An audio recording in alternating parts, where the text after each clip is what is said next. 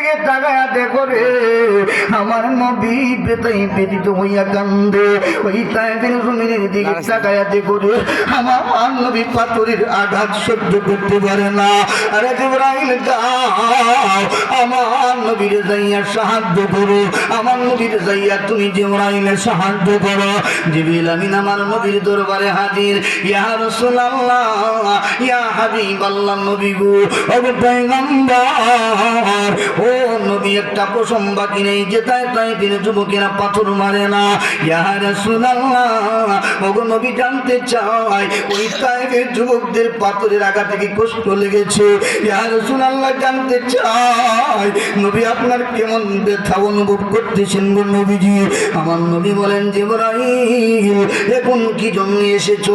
এতক্ষণ যাবত তো নির্যাতিত হয়ে গেছি, এতক্ষণ যাবত তো লাঞ্ছিত হয়ে গেছি, আর আজ এখন কি জন্য এসেছো জানতে চাই। ও জিবরাইল আমার পাথরের আঘাত কি তুমি দেখতে পাও না? আমার পাথরের আঘাত দেখার সাধ্য তোমার নাই। জিবরিল বলেন ইয়া রাসূলুল্লাহ ইয়া হাবিবাল্লাহ নবী গো আমি জিবরাইল অবশ্যই দেখেছি তায়েফের যুবকেরা যখন পাথর মেরে নবী আমি জিবরাইল দেখেছি।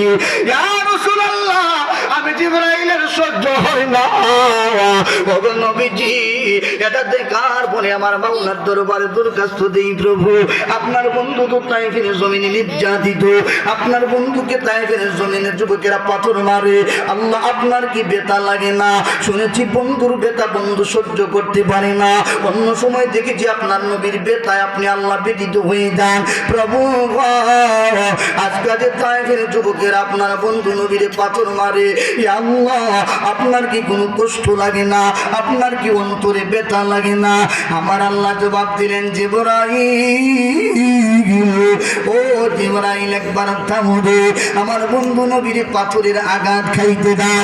আর জিবরাইল এখনো সময় আসে না, আমার বন্ধু নবী নির্যাতিত হইতেছে তুমি দেখতেছ, কিন্তু আমি আল্লাহ আমার বন্ধুর প্রত্যেকটা পাথরের আঘাতের বদৌলতে আর ওই তায়েফের জমিনে আমার বন্ধুর দেহ মোবারক দেখে তায়েফের জমিনে যত ফোঁটা রক্তের ফোঁটা ধরতে থাকে ওরে জিবরাইল তাকায়া দেখো রে এক এক ফোঁটা রক্তের বিনিময়ে আমার নবীর কোটি কোটি গুনাহগার উম্মতদের জীবনের গুনাহ খাতা আমি আল্লাহ মাফ করতেছি।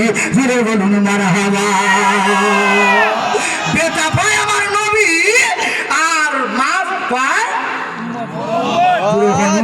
ঠিক না? এই নবী কেমন নবী? যেই নবীকে তায়েফের যুবকেরা পাথর মারে আমার নবীর হাতে শক্তি আসে না নাই?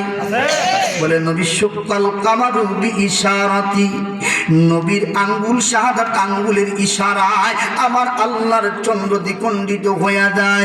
ওই নবীর হাতের পাওয়ার আসে না নাই? নবী আমার কেমন নবী রে? তায়েফের যুবকেরা কোন নবীর গায়ে পাথরের আঘাত মারলা নবী ছিলেন না। তায়েফের যুবকেরা এই নবীকে চিনতে ভুল করে ফেললা, ইনি কোনো সাধারণ নবী নই রে।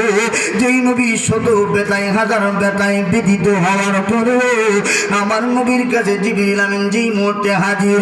ইয়া রাসূলুল্লাহ ইয়া হাবিবাল্লাহ নবী গো আমি জিবরাইল একা আসি না, ইয়া রাসূলুল্লাহ 40,000 ফেরেশতা নিয়ে তায়েফের জমিনে হাজির। ও নবী পাহাড়ের পাদদেশে 20,000, সামন দিকে 20,000, পিছন দিক থেকে 20,000, ও নবী 40,000 ফেরেশতা নিয়ে হাজির হয়েছি। ইয়া রাসূলুল্লাহ একবার শুধুমাত্র হুকুম দেন, যারা গো আপনি নবীর গায়ের মধ্যে পাথর মেরেছে, যারা আপনার নবীকে রক্তাক্ত করেছে, ইয়া রাসূলুল্লাহ একবার খালি পারমিশন দেন, আমি জিবরাইল পাহাড়টারে উল্টায়া ওই তায়েফের যুবকদের কি মাটির তুলার সাথে মিশায়া দিতে চাই। ফিরে বলি আল্লাহু আকবার। আমার নবী বলেন জিবরাইল না না, ও জিবরাইল সাবধানে কাজ করতে যাইও না।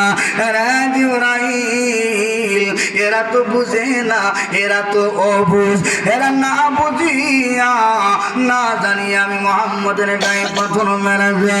আর জিবরাইল না না এদের গায়ের মধ্যে আঘাত করা যাবে না। ইব্রাহিম রে, এরা যদি আঘাতপ্রাপ্ত হয়, এরা যদি ক্ষতিগ্রস্ত হয়, ইব্রাহিম কারা গো আল্লাহর দিনের দাওয়াত পৃথিবীর জমিনে উদ্ধার করবে? কারা গো দিনের পতাকা পৃথিবীর জমিনে বুলন্দিত করবে?